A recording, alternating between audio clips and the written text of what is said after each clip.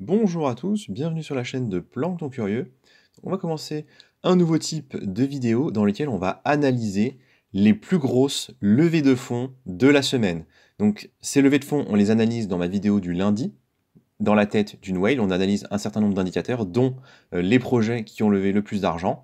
Et dans cette vidéo-là, qui va sortir en général, je pense, le mercredi ou le jeudi, je vous sortirai une vidéo d'analyse des projets qui ont levé plus de 10 millions de dollars dans la semaine qui s'est écoulée avant. Pourquoi 10 millions de dollars? Parce que il fallait bien faire un choix sur les projets que j'allais étudier, et donc j'ai choisi arbitrairement ceux qui ont levé plus que 10. Si vous voulez creuser des projets qui ont levé moins, allez-y, il y a plein de choses intéressantes, c'est juste qu'évidemment, je peux pas faire une vidéo qui dure 2 heures, et j'ai pas forcément le temps de tout étudier. Donc on commence tout de suite avec Zengo. Donc évidemment, les projets sont dans l'ordre croissant de levée de fonds. Donc on commence par celui qui a levé le moins, c'est Zengo. Zengo, c'est quoi? C'est un hot wallet mobile. Donc pensez en fait un MetaMask pour votre téléphone, sur lequel en fait vous allez pouvoir stocker des cryptos et des NFT. On va pouvoir se connecter du coup à des applis décentralisées, c'est tout à fait classique. Ça existe depuis 2018. C'est basé à Tel Aviv, donc c'est un projet qui est d'origine israélienne et qui apparemment marche bien, si j'en crois leurs propos. Ils ont plusieurs centaines de milliers d'utilisateurs dans plus de 180 pays. Qu'est-ce que c'est la différence de Zengo avec les autres? C'est la fonction de sécurité. Comme vous le savez, quand vous avez un wallet comme ça, il y a une phrase qui permet en fait d'entrer dessus, hein, l'espèce d'énorme mot de passe. En général, c'est plusieurs mots, une douzaine pour MetaMask, me semble-t-il, qui en fait vous permet d'accéder à votre clé privée. Et donc là, en fait, il propose de simplifier ça en scindant en deux la clé, enfin pas la clé, mais le mot de passe. Vous en avez la moitié, le serveur en a l'autre moitié, et en théorie, c'est censé être plus sécurisé et ça vous permet d'avoir quelque chose de moins long à retenir. Je ne suis pas extrêmement fan de l'idée, mais a priori, il y a des gens qui l'utilisent. Qu'est-ce qu'on peut dire d'autre? Évidemment, il nous explique pourquoi ils sont meilleurs que les autres ici. Bon, personnellement, ça me convainc pas énormément, mais pourquoi pas. Notez qu'ils ont levé en tout 100 millions de dollars. Enfin, non, pardon. Leur évaluation, la flat valuation, c'est 100 millions de dollars. Pourquoi pas? Ça veut dire que c'est quand même un projet qui est présent. En même temps, ils sont là depuis 2018, ils existent toujours, donc ok. Et les founders, l'équipe, on peut la vérifier. Au-delà de ça, il n'y a pas de token. Je pense que ça finira par venir, comme pour MetaMask, ça finira peut-être par venir parce qu'il y aura de l'argent à se faire de cette façon-là. À surveiller si ça vous intéresse. On passe à la suite. Numéro 2, 10,5 millions de levée, DigiFT. Là, on est sur quelque chose d'un peu correspondant à ce dont on vient de parler, sauf qu'on n'est pas sur un wallet, on est carrément sur une plateforme décentralisée. Donc plateforme décentralisée, pensez Uniswap par exemple.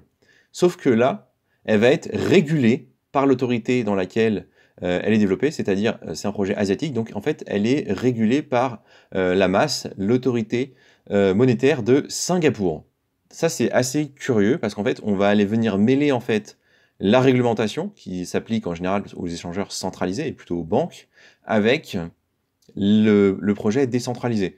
Et donc, ils ont l'air de dire que ça fonctionne, ce qui semble être quand même assez curieux, mais pourquoi pas. Donc, on a les fonctions classiques hein, d'un échangeur décentralisé hein, avec l'AMM, donc c'est-à-dire ce qui remplace un carnet d'ordre, tout simplement, des pools de liquidités dans lesquels les gens qui prêtent de l'argent vont mettre du coup leur token, leur liquidité pour avoir un rendement, et de l'autre côté, des gens qui viennent emprunter, donc on a les fonctions classiques avec l'échange en fiat ou en stablecoin, ok, donc c'est-à-dire qu'on pourra envoyer des dollars par exemple sur DigitFX. Donc le reste, il n'y a rien de très très surprenant, ça existe depuis 2020, comme je l'ai dit, c'est asiatique, et on est sur des anciens de banques en fait, donc ce sont des gens qui ont plein de relations avec des banques, vous voyez ici Goldman Sachs, UBS, il y a la Citi, il y a Bank of America. Donc on est sur ce genre de projet un peu comme Ripple qui essaye de faire venir les cryptos dans la finance ou la finance tradie dans la crypto. Je ne sais pas comment ce sera perçu, c'est-à-dire que globalement c'est des projets qui arrivent à recevoir des fonds mais qui ont une mauvaise réputation parce que bah voilà, on comprend pas forcément bien le pourquoi de la chose. Ça peut servir, j'ai envie de dire pourquoi pas. Personnellement, j'irai probablement pas l'utiliser, en tout cas pas dans un premier temps. Mais en tout cas, ça existe et ils ont levé de l'argent, donc manifestement, il y a un intérêt, j'ai envie de dire, à suivre et on continue. 10,5 millions également pour Few and Far, thématique complètement différente. Ça tient en une phrase. On est dans le monde des NFT, de la DeFi, c'est une marketplace et elle se lance sur Near Protocol.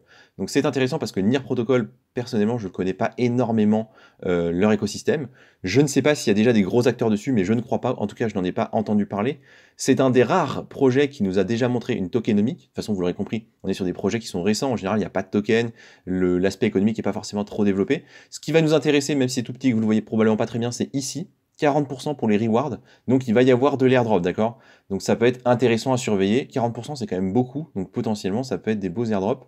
Le reste c'est des informations économiques que je garde pour plus tard si le projet se développe et qu'on aura du coup déjà ces informations-là qui seront utiles. Pour le moment on s'en fiche un petit peu, ça ne nous intéresse pas de savoir pendant combien de temps les tokens vont être vestés ou le cas de la supply, pour une raison toute simple, c'est que j'ai l'impression que le projet est à l'arrêt. Là, si vous voyez en fait la roadmap sur la droite, ils étaient censés avoir donc le launchpad release en Q3 2022, je ne sais pas si c'est le cas. Ils étaient censés être listés sur des échangeurs depuis Q3 2022, donc ça fait 6 mois, et je n'ai pas vu moi cette information-là. J'ai pas vu de listing, j'ai pas vu de token, j'ai pas vu de prix. Donc l'airdrop, je suppose qu'il n'a pas eu lieu non plus. Ça donne l'impression que depuis 6 mois, du coup, le projet serait à l'arrêt, ce qui est pas complètement déconnant. Je veux dire, on était en bear market, d'ailleurs on est toujours. Les projets ont peut-être des soucis. Donc ils ont levé 10,5 millions, on peut supposer que le projet va peut-être repartir. J'ai envie de vous dire à surveiller et souhaitons-leur que ça se passe bien. On passe à la suite. 13 millions pour Avalon. Alors là, on n'a pas grand-chose à dire. Avalon, c'est le projet de Avalon Corp, qui est une entreprise dans le secteur gaming. On a beaucoup d'anciens de précédents éditeurs, enfin d'éditeurs du Web 2. On a, vous voyez, des gens qui ont travaillé sur EverQuest, World of Warcraft, Call of Duty, Diablo, etc., etc. Donc des gros jeux. Donc apparemment une équipe compétente. Bon, je ne suis pas allé vérifier leur CV, je ne sais pas s'ils ont vraiment travaillé dessus ou pas. En tout cas, si vous voulez faire, vous pouvez aller voir ici. Je vous en ai mis quelques-unes, mais en fait, il y a beaucoup plus de personnes, beaucoup plus de photos. À part ça, on n'a pas trop d'infos. Le site est sympa, mais voilà, on n'a pas de précision plus que ça. Le Twitter existe depuis 2022, ils ont moins de 5000 followers, donc vous voyez, c'est tout petit. Et en fait, globalement, c'est en développement. Je pense qu'on n'aura pas spécialement de grosses nouvelles cette année, pas grand-chose à se mettre sur la dent. Mais si, écoutez, ils lèvent plus d'argent, on saura qu'ils sont en train de se développer. C'est pas inintéressant, on garde ça en tête et on passe à la suite.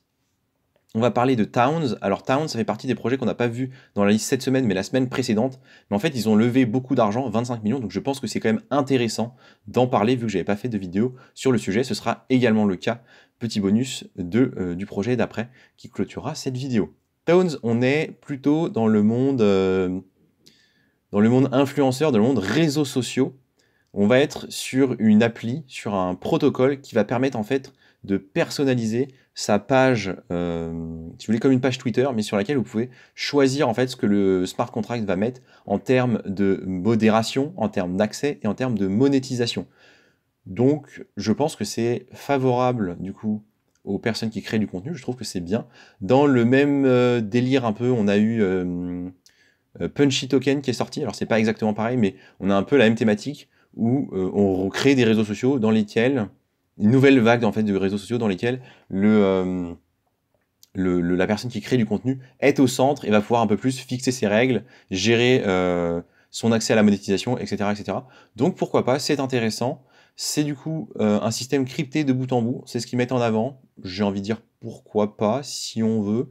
Je veux bien savoir ce que ça change exactement, surtout qu'on est sur une blockchain, donc je veux bien voir où est-ce qu'ils vont avec cette idée-là. En tout cas, on est en proof of stake avec un réseau de nœuds décentralisé, donc ça veut dire forcément qu'il y aura des tokens à un moment ou à un autre. Le projet était en alpha. On a eu un launch du coup, vous le voyez ici avec le Twitter, et là c'est un bouton sur lequel on peut cliquer. Ils ont levé 25 millions.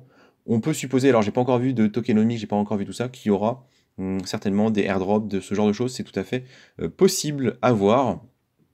Pour conclure, appli open source et bien évidemment une DAO, donc à suivre, il va sûrement se passer des choses et ils ont levé un peu d'argent, donc c'est cool.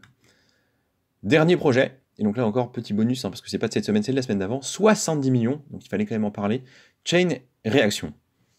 Je vous le dis tout de suite, à mon avis on fera pas d'argent avec ce projet-là, parce que tout simplement il s'adresse pas aux particuliers, et je pense pas qu'ils aient besoin des particuliers pour lever de l'argent, parce qu'ils ont déjà levé 115 millions en tout. On est sur un business qui est clairement B2B, parce qu'en fait on est sur du hardware pour la blockchain, donc c'est-à-dire Concrètement, le hardware, c'est les ordinateurs, hein. On est sur de la carte graphique, on est sur l'optimisation des processus et des outils pour les utilisations des entreprises. À mon avis, on va pas pouvoir faire grand-chose avec ça, nous. Je pense pas qu'ils fassent des levées de fonds auprès du public. C'est possible, hein, je pense qu'il y a certains acteurs qui le font, mais j'ai pas l'impression que ce soit eux la direction qu'ils prennent. Ça reste intéressant d'en parler parce que c'est positif en fait, c'est positif pour l'écosystème. Ça nous dit, regardez, il y a des entreprises que ça intéresse d'avoir la technologie blockchain.